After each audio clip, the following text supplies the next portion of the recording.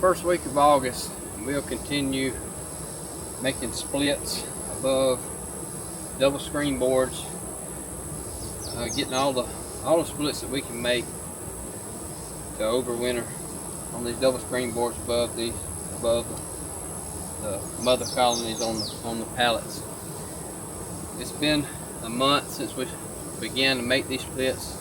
Started making them right after we pulled our honey supers off. So those are getting close to being Queenright. We're starting to check those to be Queenright. If they're not Queenright, we'll still have time to add some more brood frames with eggs back into that box and give them another chance to become Queenright. We'll do that through the next week or so. As we showed you in the last video on these splits, I keep putting 1 gallon buckets of 1-to-1 syrup on these splits. It's just to kind of help boost them along, help them to start to grow out that hive, and it also helps get Queenright. These hives that's above these double screen boards were made 1 month ago, made 4 weeks ago. So they've had time enough to get Queenright and have evidence of a queen being in the box. Should at least have eggs in there, but most likely going to have a frame or so at least of open brood in most cases if they're Queenright. So now that they've had time, I just come back and go through. I don't open them up at all, don't touch them for a month, because these are walk-away splits. If we were doing sales, we would give them, I usually give them 3 weeks before I come back and check, but a month with walk-away split, and you typically got a laying queen. So I come through, just open them up, pull the lid off the top, pull the inner cover off, and most of the time your brood's going to be right dead in the middle. But usually if you open it up, those bees will be clustered on where that larva is, and you pretty well can tell right off the bat if it's Queenright or not. But wherever those bees are clustered up, you just break down into there, pull those frames out and look, and check for evidence of a queen, check for eggs and larvae. In this case right here, this box was the hive sitting above double screen board here. It is not Queenright. Got a frame or two of bees left in the box. Population goes down if you don't have a queen. Even though there's not been enough time for the queen to have brood emerging out yet, your population still declines if they don't get Queenright. Usually when you open one up that has become Queenright, you typically have a stronger population of bees. That's one indicator right off the bat of whether they're Queenright or not. But this one's not Queenright. Pull a couple of frames out, set over here to the side, got below pulled the double screen board off, got down into the original Queenright colony. Pulled one frame out. I'm going to go in here in this bottom. Still have time. This is the 2nd of August, so we still got time to get for them to make a queen, and for the hive to become Queenright and still get in good enough shape to overwinter that hive. So I'm going to do it a little different this time, since I've got somewhat of a hive established, even though it don't have a queen. Still got enough. I've been feeding them, so they got a good amount of feed. Got plenty of drawn out frames. This one's actually got all 10 frames drawn out. Somewhat of a population of bees still in there. So rather than going through the process we did before of pulling frames up with a double screen board, I'm just going to go in here. I got to find one of the frames. I got to pull a couple of frames up into here. One of the frames has got to have eggs on it, because I still have got to create a queen.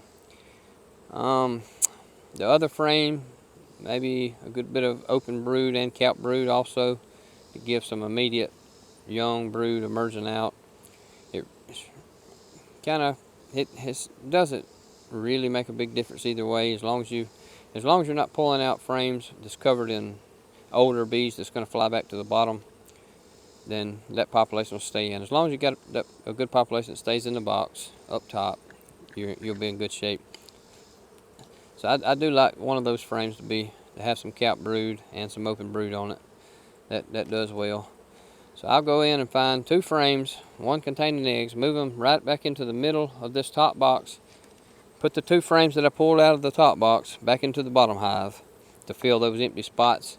Put my double screen board back in place, set this hive right back on top, and put the feeder bucket back on top of the new hive on top, and give them a chance to get Queenright one more time before we have to give up on them before winter time.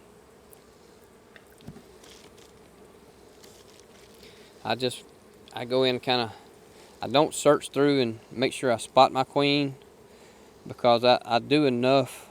I'm in hives enough where I feel really confident in looking at a frame out of the hive and being able to spot a queen if she's on there. If I look it over real good and don't see that queen, I feel confident that she is not on the frame, that I haven't missed her, and I will just stick that frame into the hive. If you're not that good at spotting queens, then you'll need to go through frame by frame and find your queen first to make sure you don't move her into the top box. Although sometimes I'll make splits sometimes where I don't care. Either way, it really don't matter. Either way, I make sure I leave the queen in the bottom, because this is my established hive that I want to keep on the pallet and don't care to move it. If one of these does not become Queenright, I want it to be the top box where I can easily pull it off and take it and store it. In reality, it don't matter. You could just pull frames up into your split in the top box above the double screen board. Don't worry about the queen. If she's in the top, then the bottom box is the one that'll need to create a queen, and vice versa. If you leave the queen in the bottom, then the top's going to have to create a queen. Either way, one of these 2 hives stacked will have to create a queen. So you can not worry about finding the queen. Just move a couple of frames up and let them work it out. Let whichever one does not have the queen create a queen, and then when you come back and check for Queenright, you'll hopefully have a queen in both hives. But if one of them don't have a queen, that's just the box you'll have to pull off the store.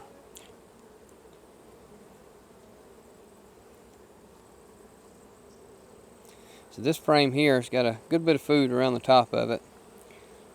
It's got a good bit of capped brood through the middle, a good band of open larvae around the edge, and some eggs. I've seen some somewhere. Maybe it's on this side. Yeah, right here on this side. It's got about the same thing, but in this band of open brood, it's got some eggs in this spot right here. So they will be able to create a good queen out of that. So I'm going to use that frame there as one of them, and then pull one more good frame. Uh-oh, I went back in the wrong box. I'm going to pull another frame of brood. I want to have 2 good full frames of brood. There's a lot of food on these. I'm only pulling 2 frames of brood. That hive's dwindled in population a good bit. It's only got a frame and a half of bees in that top box. So I want to get 2 good frames of brood and leave the bees that's on the frame, leave them in place to populate that hive. So you need a decent population in there to make a good queen. It also helps your percentages, even the ones that do make queens and have queens emerge out. Having a decent population in the box will increase your percentages of getting hives Queenright.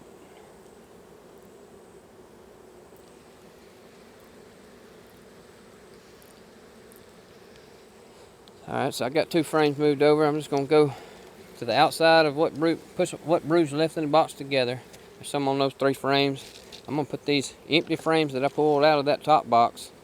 I'm gonna stick them back against the brood nest. Push my brood over here. There's 3 frames of brood, 2 empty frames that I had pulled out of the top. Got a couple more frames of food here. I'm gonna push those over. And then I try to keep a green drone frame in each hive. I always keep them on the outside wall. Put that back together. Got my double screen board up under this box. It's still in place there, separating these 2 hives into 2 completely separate hives. Alright, this split that we had made on top that didn't become Queenright has now got a pretty decent population of bees placed back into it. It's got new eggs and larvae to start the process over again of creating a queen. Got a bucket of feed I'm going to place back on top of it, and we'll give them another month. They'll have one more opportunity to become Queenright. We'll check back in a month. If they're not Queenright, then we will just pull the double screen board off, pull this box off, shake the bees out, and take this box of frames on top and take them and store them up for the winter time. During the month of August, we'll also start to make our preparations to get our hives ready to overwinter. I like to have we have a goldenrod flow the latter half of September, maybe starting the second week or so of September.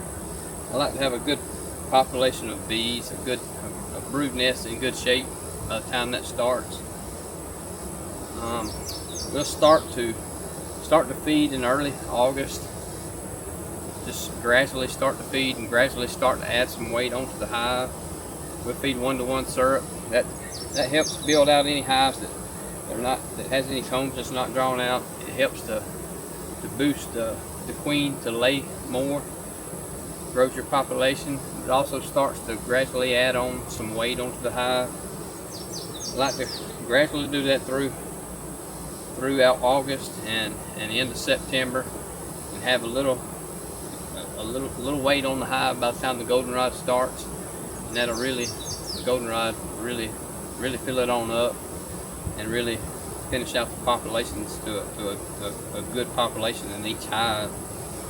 And if we have a poor goldenrod flow, it's still got a good amount of feed on the hive to be able to really top those hives off before it starts to get cold weather. We will add feed to the hives incrementally. At the same time, keeping an eye, kind of knowing what's in the hive. We want to feed enough to keep that hive boosted up, be able to keep that queen laying good. Gradually add some weight on the hive, but you have to be sure you don't fill that brood nest completely in. You gotta make sure there's still room for that queen to continue laying. You wanna have a good population of bees, a good cluster of brood, good population of bees in your hive, going in the goldenrod flow, and especially going into the cold weather. This is a good time to get some extra frames of foundation drawn out. A lot of people will take a whole box of foundation and just set it up on top of a strong hive prior to the goldenrod flow. That is a good way to do it. You do need to keep an eye on that box of foundation, and as they start to get a good amount of frames drawn out, before they're fully drawn out and start to store up in them, you want to pull those off. And that's just to keep from having to remove your stores that they've stored up. You want all those stores going into the hive that's going to be left behind. So you want to watch, and as those frames are being drawn to a good point to be able to pull those off before they're filled with nectar, to be sure that nectar's stored back down in the bottom in the hive that's going to be overwintered. I don't do it like that. It just takes too much time. As I'm making my fall splits, that's when I take the time to get some frames drawn out. Each time I pull frames out of the bottom brood nest to move up into my split, I'll add some foundation into those, and also into my split in the top. I'll add a couple of foundations into those, and I get some extra foundation to draw on that way. Once the frames that I pull out, if it's stored with syrup or honey, I'll set those out to be cleaned out. Or if they're already clean, I'll take those and just store them up with some wax moth treatment on them, and store them over winter in boxes like that. But take advantage of feeding syrup to the bees this time of the year, and also your goldenrod flow, or whatever fall flows you may have. Take advantage of that. Get some frames drawn out. Have extra frames on hand for next spring. You've seen the way that we feed with the 1 gallon buckets on our splits. And this time of year, we're just doing that on the splits only, because we want to get more syrup in those boxes to allow those splits to draw out quicker, to grow out quicker, to get Queenright. Our existing hives on each yard, this time of year we're not wanting to put a lot of syrup in them. We do want to keep them boosted up, keep them stimulated, keep them brooding up pretty good, keep a good population, and start to gradually begin to add weight on them as we prepare for winter time. We'll go through our preparations for winter. We'll go August, September, and then we will finish up anything that's needed in early October. That'll only be if hives are not heavy enough for winter time. We will finish up with some heavy syrup in early October, and we'll go through more of that process later in this series as we get into those time frames. But in August, we'll open feed on our existing yards, and that's typically with some 1-to-1 syrup, or sometimes even lighter, depending on what kind of stores they have in the hives. If they got a pretty good amount of honey in the hives, I'll feed a lighter syrup, because that will stimulate the queen to lay more, stimulate that hive to be more hygienic, and to just stay in good shape. But it does not add very much weight onto the hive. I'm talking 1 part sugar to 2 parts water, sometimes even lighter. But our hives are a little bit light right now, so we are feeding 1-to-1 syrup. That does stimulate a hive, still keeps the queen laying good, but it also slowly adds weight onto the hive. So when I open feed, I typically do count for 1 gallon per hive that's on the yard. That's the same as the buckets, but it makes it a lot easier to feed without having to fill up each bucket. And we're not in particular trying to put a lot of syrup onto each certain hive like we are with those splits. Those splits are got to have a lower population, and I want to be sure that they don't have the foragers to be able to take up as much syrup as the other hives. So you'll have a lot bigger percentage of that syrup consumed, taken back to the hive by the larger hives. So that's the reason we put the 1 gallon buckets on those splits, is to make sure that they get a good proportion of syrup in those hives. But we'll feed in these open feeders, because it's just the easy way to do it, an easy way to get some syrup going on the hives. There's a lot of different things we use. These totes, chemical totes, are cut in half. We use those. Use a 55-gallon drum with a lid over it. Just whatever you can find that holds enough syrup. We'll use a thick mat of wheat straw. We'll set on top of those of the syrup. When we put the syrup in, we'll put a good 2 or 3 inch layer of wheat straw on top of that syrup, and it just floats on top and does a good job of keeping the bees from drowning. This is our tote setup. This is just a 250-gallon tote that is cut in half. We just put a pallet on top of the tote and screwed down some this is actually sheets of fiberglass instead of tin. It's made for roof just like tin, but it's fiberglass. You've seen in that in that box there. It's not actually wheat straw in this one. We had something we were trying out on this round. That is Teflon shavings from a plant that cuts Teflon pieces. That's the shavings from the saw, and they seem to work really good too. But that's this setup. Here's a water trough over here. You could use anything like that. If you're feeding in smaller increments, here's another size here. This is just a Rubbermaid tub from Walmart. It's got 2-inch holes drilled up high in the sides. We just got 3 2-inch holes drilled on each side of this tote. And this does have the wheat straw in it, just a thick mat of wheat straw, and it's syrup up under that. Notice these totes are filled with syrup now. I think it's going to be a waste. There's not been a single bee on it.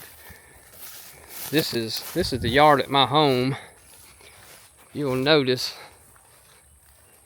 out back that all that back there is cotton across the road over here too. Cotton fields all around us. This is the very first year since I've fooled with bees, or at least since I've had bees around cotton, that I have seen a cotton honey flow. But we have a cotton honey flow going on right now. I could not figure out why these bees were not taking this syrup. But surprisingly, they are bringing in a lot of cotton honey right now. First time I've ever seen it. Our next video of the series will be in September. We'll get a little further along timeline of winter preparations. But by that point, we'll have a little more weight on the hives. Hives should be in good shape, have a good population of bees. Should be coming into the goldenrod flow. By that time, we'll be able to see what kind of goldenrod flow we're going to have. But we'll start to talk about the later preparations as we get close to colder weather, and showing how we really finish off hives to be in good shape. I think the biggest problem people have with overwintering bees when they lose hives in the wintertime, first off is mites. If you have your mites under control, then the next leading thing I believe is population. People just don't, after the flow's over with, your queen starts to really slack up on laying, and if you pull all your honey off, and there's just a lot of different scenarios you can get into, but it takes a little bit of knowledge, a little bit of trial and error and learning, and just know that you need to have a good population of bees going into fall to get plenty of stores in the hive. But also, as those bees that population will gradually decline over wintertime. You need to finish wintertime with a strong enough population of bees to be able to cover a brood nest that's big enough to maintain the population in that hive.